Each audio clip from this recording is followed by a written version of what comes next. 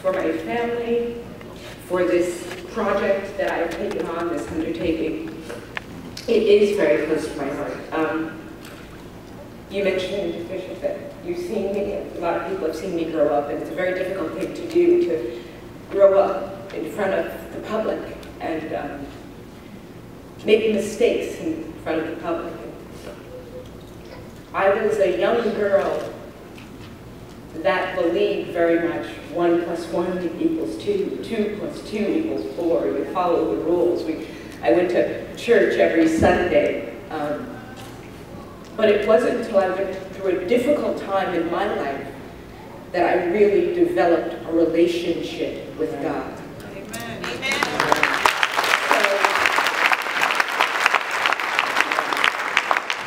So, Bishop Walker, when you talk about the dark night, I have known a dark night. And it was always my goal, once I did truly develop in the quiet, not in church on Sunday, but in the quiet. But I felt like I wasn't going to be able to go on. When my mother sat at the edge of my bed and said, "I promise you, you will be better because of this." And you talk about the prayers of a mother, the prayers of a grandmother. I've had those prayers.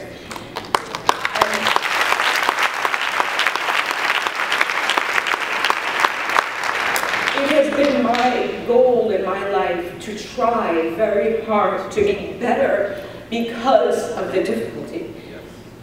Now, I sat with Oprah not too long ago, and she asked me if I would do things differently in my life. Now, I stand before you, wish I could tell you that I was a woman that could say, I regret nothing.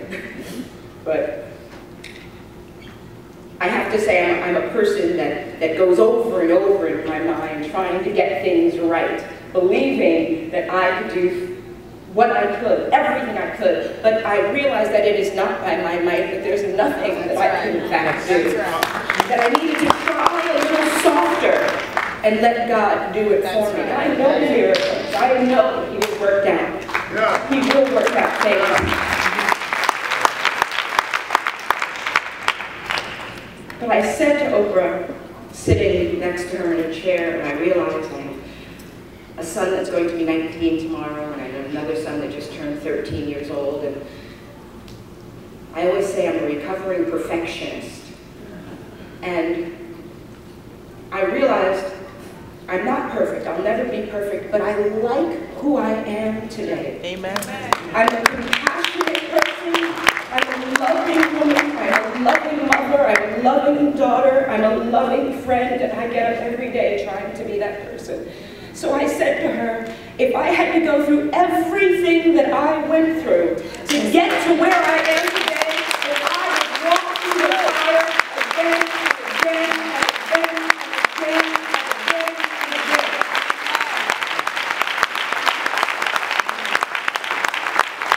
I have a very bad habit of trying to do things myself, even when I know that I can't. I believe in my heart when you talk about trusting God. You spoke to me today. I came here for you to speak to me. You have no idea. You have no idea. God knows you. You have no idea. And I thank you. And I thank you for letting Him use you. You being there. Okay.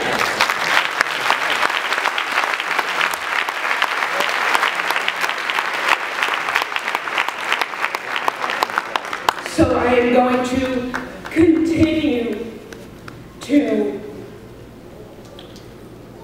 keep God in my being, in my soul, in my mind, in every part of me, knowing that if I just focus on Jesus, He will work it out for me. One of the reasons that this play that I'm doing is so very important to me, it's really based on a true story. It's my mother's story. And it's about a woman who felt like she couldn't go on at a time. And she goes and speaks with a man, a doctor, a therapist actually. And he ends up needing her as much as he needs him, but as she needs him. But it's really about a woman who's lost her faith and her journey back to God, back to all He intended her to be initially. Back to her knowing that no matter what has happened in her life, He'd always held her in the palm of His hand, and that she was going to soar. I want to remember that dreams can come true, do come true. I want to remember that the victory has already been won for me. So as much as I want to invite you, I just really am asking for your prayers, for me to do a good job. My mom was a single mom, 2 girls. She left her husband.